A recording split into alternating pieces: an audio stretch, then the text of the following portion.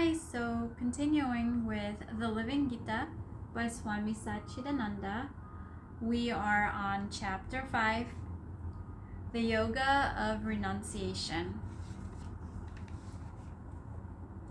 Arjuna asked, "You seem to be advising both renunciation of action and the performance of action. Is one better than the other?"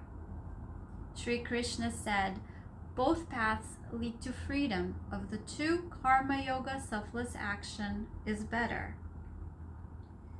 3. True sannyasis renunciates. Neither hate or desire anything just for themselves. Freedom from such dualities of mind brings liberation, Arjuna. 4. Unlike the wise, those with childish attitudes try to distinguish between the paths of wisdom, jnana yoga, and selfless actions, karma yoga. Whoever becomes well established on either path receives fruits of both. Both jnana yogis and karma yogis experience the same heightened states of consciousness. They see clearly who see jnana yoga and karma yoga as one and the same. 6. The state of true renunciation, sannyasa, is hard to reach. Arjuna, without karma yoga, the performance of selfless actions which purify the mind. Anyone who meditates regularly with a mind made pure by karma yoga soon realizes God. 7. As your mind becomes pure through karma yoga and well disciplined through meditation, the senses quiet down and you see that your own self is none other than Atman. At that point, you're no longer a subject to karma. In this chapter, Sri Krishna describes a renunciate. By identifying with the true self, you will be a sage, seeing clearly that it is not you but the senses that move among the sense objects. Even while seeing, hearing, touching, smelling, eating, walking, sleeping, breathing, speaking, letting go, holding on, and opening and closing the eyes, you think, "I'm not the doer." This means that whatever happens through the body or even the mind, it's just the senses functioning through the sense organs. You know all those actions are happening, but you're not affected by them. You realize that you are just the knower. You're like a person sitting in the movie theater of your body and mind, watching the whole show, and not just things outside you. As the knower, even your own body and mind are somewhere outside. It's as if you're surrounded by a sort of cinerama with not just one screen but screens all around, and you're constantly watching. If everything goes smoothly, if there are only nice heroes, and then you'll be looking for a villain to come. Why? For tempo changes and some suspense. Only then is the movie really well written. In the same way, to make our lives more adventurous, we have various scenes. We've been given constantly moving show. It's best to watch all that's happening. Unfortunately, even in a normal movie theater,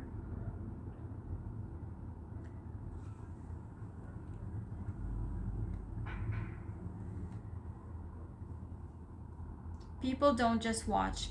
Very often we hear people weeping and blowing their noses because it's a sad scene. If we go to a soccer game, we might even get kicked by people sitting nearby who forgot they were only witnessing the game.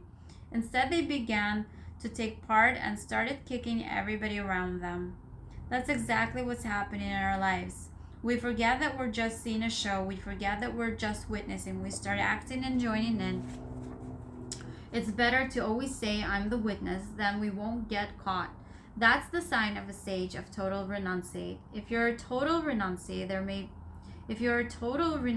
there may be many things happening to you, and it may appear that you're thinking, doing, and talking, but to you, it isn't so. Just as others see you doing things, you also see yourself doing. They're observing, and so are you.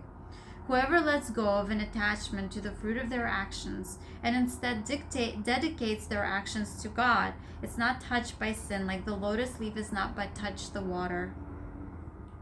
Yogis abandoned attachment to results. To purify themselves further, they still continue to work with the body, mind, intellect, and senses. By steadily letting go of the fruit of their actions, yogis attain peace. But unyogic people, motivated by personal desires, are bound by their attachment to the fruits. By mentally renouncing the fruits of their actions, yogis' minds become disciplined.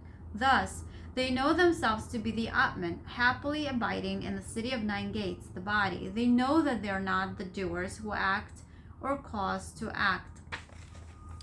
God, the indweller, does not directly create forces that move in the world or anything that happens here, nor is God in any way affected by them. Nature, Prakriti, does all this. God, who is omnipresent, does not measure anyone's virtues or vices, because inner wisdom is veiled in ignorance. People therefore are misled and err. When you know who you are enlightened. That self-realization, the darkness of ignorance disappears in the light of true knowledge that shines like the sun, revealing the Supreme. Those who continuously think about that self merge with it and settle into it. Whoever holds this as their goal will no longer be subject to rebirth, because self-realization dispels any remaining flaws. Those who have realized the self see the same self equally in a humble scholar, a cow, a dog, or a dog eater. Such a person has that equal vision. Having equal vision means you don't see anybody as low or high to you. Both thief and police officer are equal. You don't see the superficial. The self of the thief is the same as that of the police officer. Something is playing the part of the thief, and that same something is playing the part of the police officer. Because the sage is rooted in the self, he or she sees them both as self. So for the sage, they're equal. This explains the biblical commandment, love your neighbor as yourself. It doesn't say love only your good neighbor as yourself, or love your neighbor who has the same label. If he's Catholic, love him. If he's Protestant, throw stones at her if she's Protestant. No, it simply says your neighbor. And who's your neighbor? The one sitting next to you now, or in the next room, the next house, or the next town? Everyone close to you as your neighbor. But to love your neighbors as your own self, you have to see yourself in them. Otherwise, you can't love them as your own self. How can you see yourself in another if you don't know yourself? Suppose I say, here's a banana. Please see the banana that you had yesterday in this banana. To do that, you should have had a banana yesterday in order to know what a banana is. Only when you will recognize one and the other as the same. If I don't know what a banana is, I can't say this one is the same as the other, and that I love this as I love the other banana. The clue here is to know yourself and then see yourself in your neighbors. Then love them as yourself. That's why some people that's why someone who has realized the self will always have equal vision based on that self or that spirit. A God realized person will see nothing but God everywhere, even though that God may be clothed in different forms and using different names. That's why Sri Krishna says that whether it's a dog or an outcast or a great spiritual person, it's all the same to a person of wisdom. How can we truly come together? Only with a spiritual knowledge, not by mental, physical, or financial knowledge. We can never find the oneness in any of these areas, nor in the name of country, race, creed, community, money, or education. The only way to see everybody equally is in that divine vision. Then we see the same truth colored different ways. When children go to a candy store, there are so many chocolates packaged in so many ways, different designs and different labels. But ultimately, they're all chocolates. If you ask for a pound of assorted chocolates, the shop owner will just take a little from here, there, and everywhere and weigh out 1 pound. You're being charged for a pound of chocolate. The shopkeeper doesn't worry about the color or shape or the name or label of candies. You could say the shopkeeper's vision is in the chocolate, but the children will say, I love the square chocolate, or the oval one is very good. The green is beautiful. Each will buy something different. Mine is so good. No, mine is the best. They even fight among themselves. Nevertheless, they're all licking the same chocolate, so the shopkeeper has the chocolate vision, and the children have the vision of the form and name and different labels. Someone who goes to the very root of it all doesn't worry about any of these differences. Whatever label you have, it doesn't matter. It's all the same to the sage. That's what we call a person of equal vision. I'm stressing the point here because we often talk about unity, oneness, and harmony, but true harmony can be experienced only by realizing the spirit and seeing that spirit in everybody. In all other areas, we see only differences. Such harmony won't last long. When people dress the same way or speak the same language, they're in a sort of harmony, but if someone speaks a different language, they see him or her as different. It's not universal harmony then. There's only one universal truth. That's the great advantage of realizing one's own true self. When you see the stainless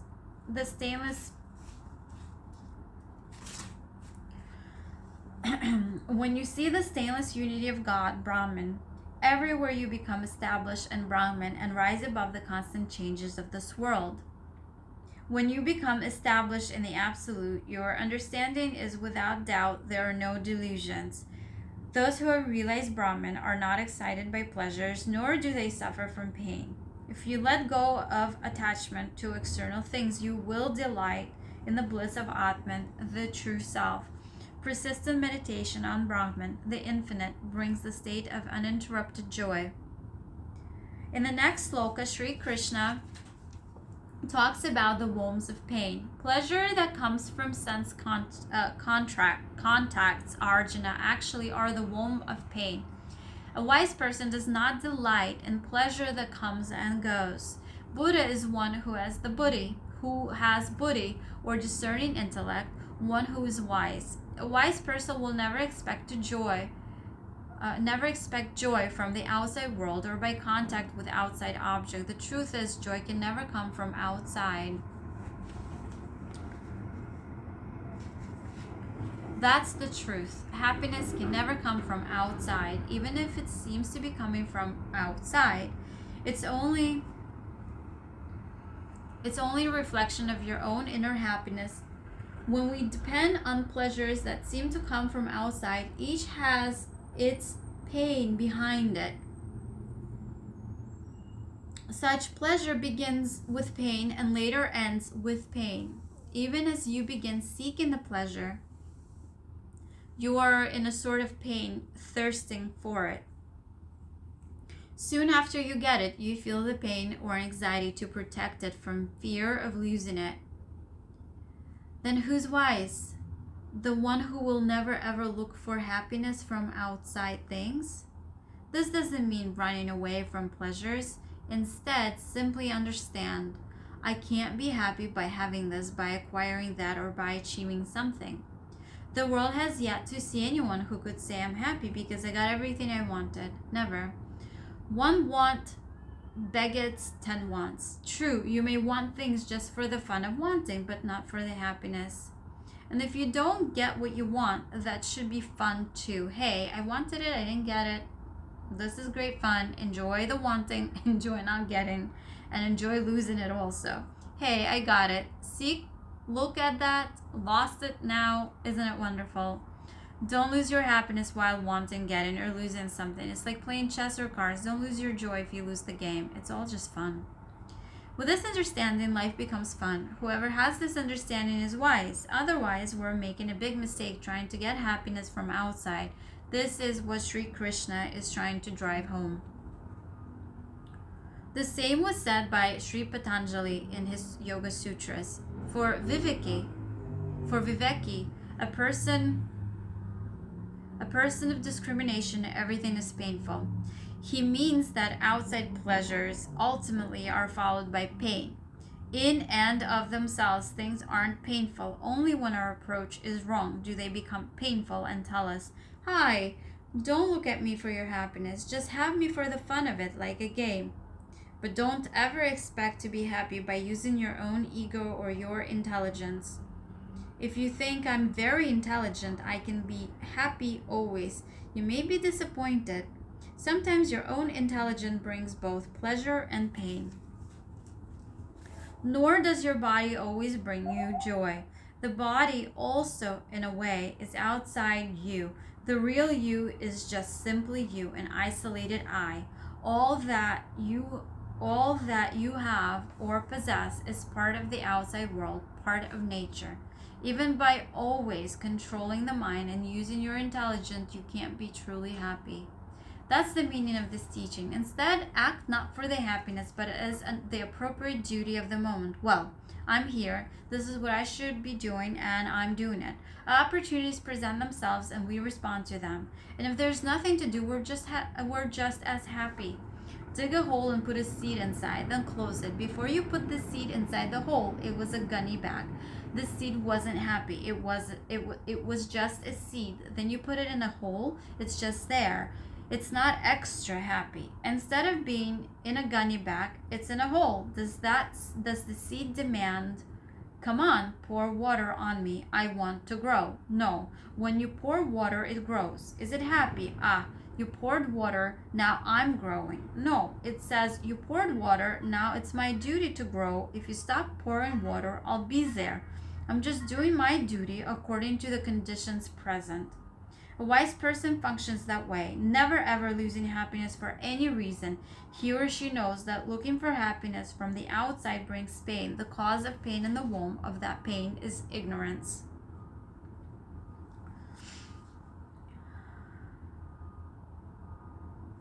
While still in a human body, if you can stand fast amid the forces of desire and anger, then surely you are a yogi destined for happiness. The yogi who discovers happiness and joy within is also illuminated solely from within.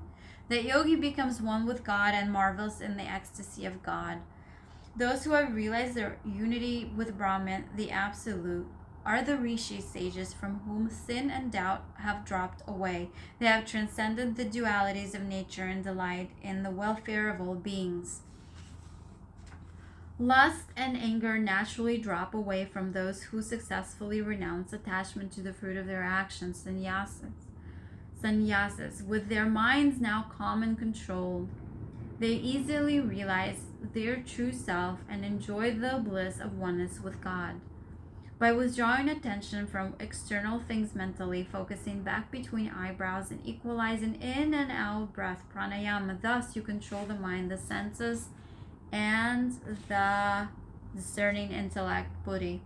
Then, by aiming for nothing else but absolute and unconditional freedom, moksha, personal desires, fear, and anger naturally drop away, and you undoubtedly experience final liberation, moksha. How easy it is to say, shut out all external things, focus between the eyebrows, balance the in and out breaths, control the senses, mind, and intellect, only pursue liberation, cast away desires, fear, and anger, and then you're a liberated sage. The first thing to do is withdraw the mind from external things. That doesn't mean closing your eyes, nose, ears, and everything. It means don't get distracted by these things. Develop dispassion, which is detachment from the objects of the senses. Then he speaks of meditation. Focus between the eyebrows. It need not be between the eyebrows. It could even be the crown chakra near the top of the head.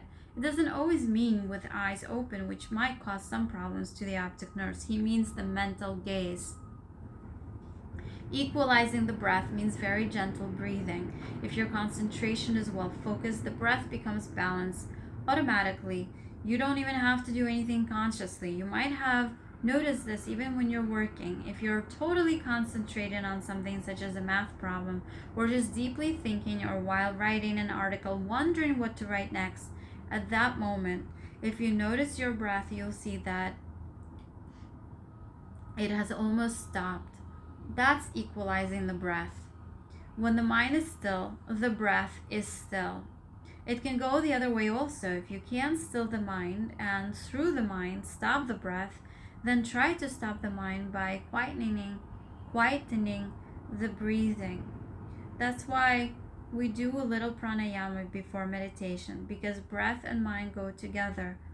The sage Thiruvalluvar says, whenever the mind goes, the breath runs. When the mind is agitated, the breath becomes agitated. When the mind is calm, the breath becomes calm. When coming out of deeply concentrated thinking, you're taking a big sigh because your breath had completely stopped.